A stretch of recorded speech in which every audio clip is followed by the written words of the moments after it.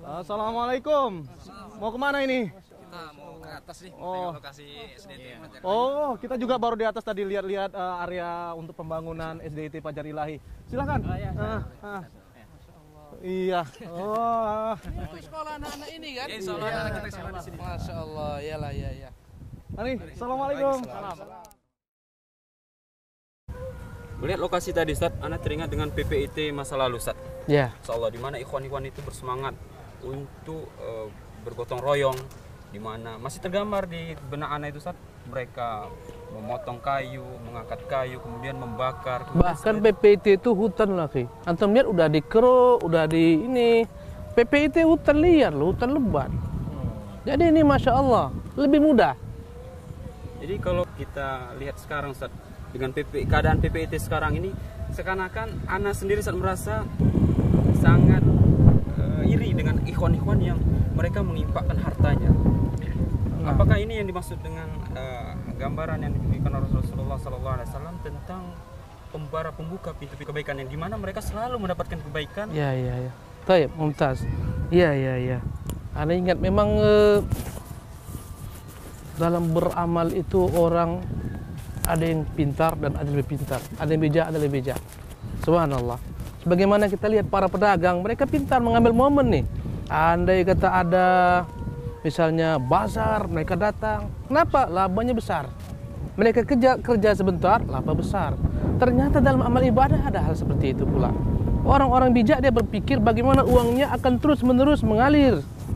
Oleh karena itu mereka lihat momen.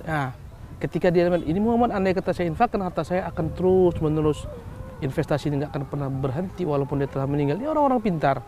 Maka kepada ikhwan-ikhwan kita yang mereka dulu mewakafkan tanah mereka di PPIT Imam Syafi'i Nongsa, subhanallah.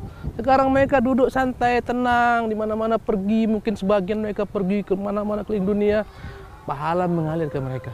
Inilah orang-orang pintar itu. Inilah yang disebutkan Nabi SAW, inna minan nasi mafatihal khair. Sesungguhnya di antara sebagian manusia ada pembuka-pembuka kebaikan. Wa maghaliqal syarr, penutup segala macam bentuk keburukan. Di mana dia ada akan terwujud kebaikan. Di mana dia akan ada hilang semua bentuk kejelekan. Ini sebaik-baik manusia. Dan di antaranya adalah kawan-kawan kita yang pintar dalam berinfak. Dia pilih-pilih. Saya beli tanah ini walaupun uang saya ada sekian-sekian, ini tanah akan digunakan insya-Allah taala untuk pembangunan pesantren, masjid, yayasan yang semuanya akan mendatangkan kebaikan baginya. Berdiri masjid akan dibaca di atasnya kitabullah, sunnah Rasulullah. Tegak pesantren akan belajar manusia agama Allah SWT. Andai kata dia telah meninggal, tetap mengalir pahalanya kepada orang-orang seperti ini. Subhanallah. Jadi itu salah satu kiat-kiat kita dalam membuka jalan-jalan kebaikan, Iya. Ustaz ya. Coba untuk perhatikan, Allah SWT membedakan antara kaum muslimin yang datang belakangan dengan kaum muslimin yang mereka berinfak sebelum Makkah ditaklukkan. Kata Allah Subhanahu wa taala, la yastawi minkum man anfaqa min qabl fathi wa qatal. Enggak sama ganjaran pahala yang Allah siapkan di antara kalian kepada orang-orang yang mereka berinfak, berjuang sebelum ditaklukkan kota Makkah. Subhanallah. La yastawi minkum man anfaqa min qablu wa qatal. Enggak akan sama. Kenapa? Yang datang belakangan hanya mengikuti jalan yang telah dibentangkan. Dan Anda melihat, lihat ini jalan subhanallah, ini masih seperti ini. Ketika telah tegak di sini pesantren, tegak di sini SD, tegak di sini masjid, subhanallah.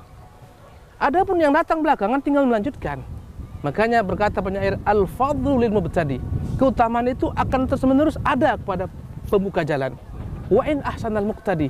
Walaupun yang datang belakang lebih baik dalam manage, tetap keutamaan akan ada pada pembuka jalan kebaikan. Masya Allah. Inilah Islam, subhanallah. Jadi intinya, antum lihat, kenapa sahabat itu tidak bisa kita kalahkan? Mereka pembuka jalan. Sampai-sampai ketika ada seseorang yang mengatakan, apakah Umar bin Abdul Aziz itu lebih baik daripada Muawiyah? Apa kata salah seorang salafus saleh ketika itu? Seorang tabi'in, kalau saya nggak khilaf.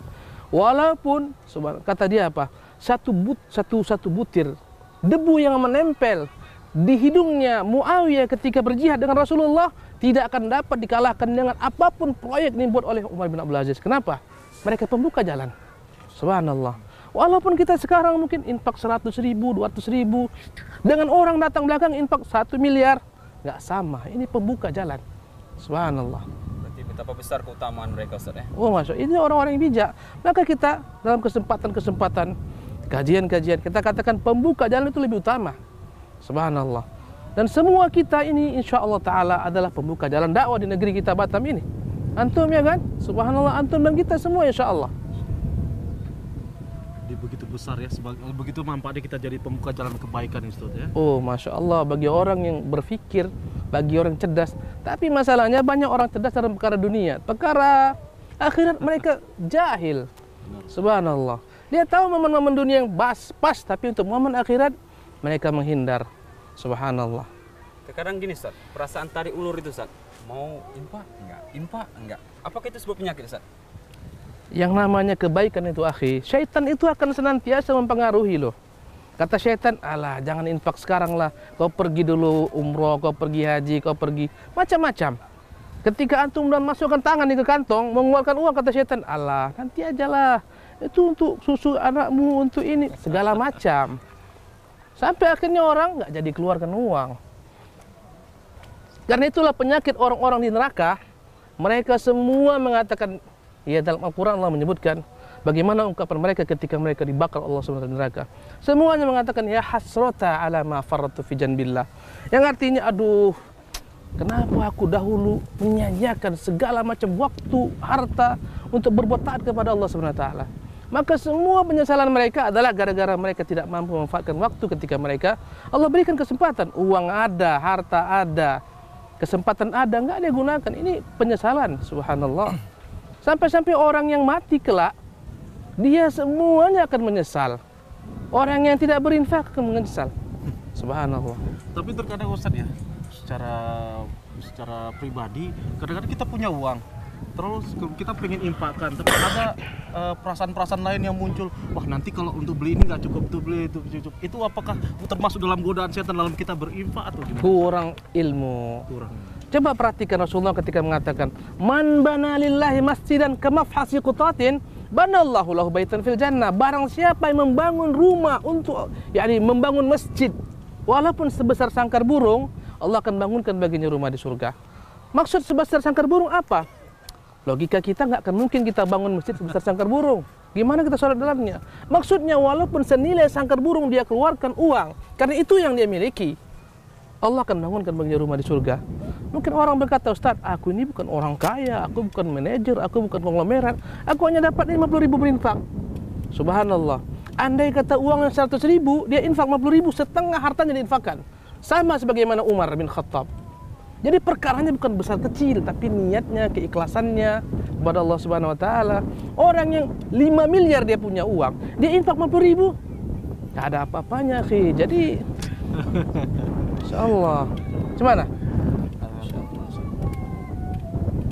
Nampaknya memang kita harus punya ilmu untuk bisa membuat kita lebih banyak berinfak, Benar. terutama untuk membuka jalan-jalan kebaikan yang seperti Ustadz sampaikan tadi. Iya, antum lihat sekarang ini jalan ini, seperti ini keadaannya.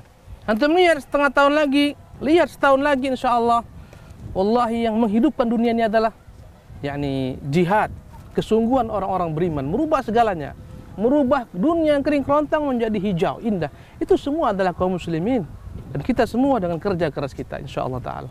Jadi intinya kita bersatu lah Ustaz ya. Oh harus akhi. Kalau kita lihat iklan tadi sekitar 4.080 meter. Iya. Jadi kalau satu orang 1 meter berarti kita hanya butuh 4.080 orang aja Ustaz. Benar antum bilang, subhanallah.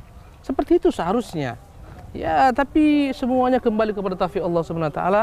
Kita berharap semoga kaum muslimin semua semakin cerdas dalam berpikir, cerdas dalam berinfak. Karena ada orang infak, bayangkan nih, infak yang salah nih. Dia titipkan uangnya, tolong nih 100.000 belikan Quran, letakkan di Masjid Nabawi. Untuk apa Quran di Masjid Nabawi? Di sana beribu bahkan berjuta. Setiap jemaah aja diberikan Quran. Inilah yang tidak bijak dalam beramal saleh. Kadang-kadang dia bilang, tolong belikan sejadah diletakkan di Masjid Nabawi. Ini sejadah akan dibeli bahkan dibuang oleh petugas-petugas kebersihan. Udah ada karpet yang standar.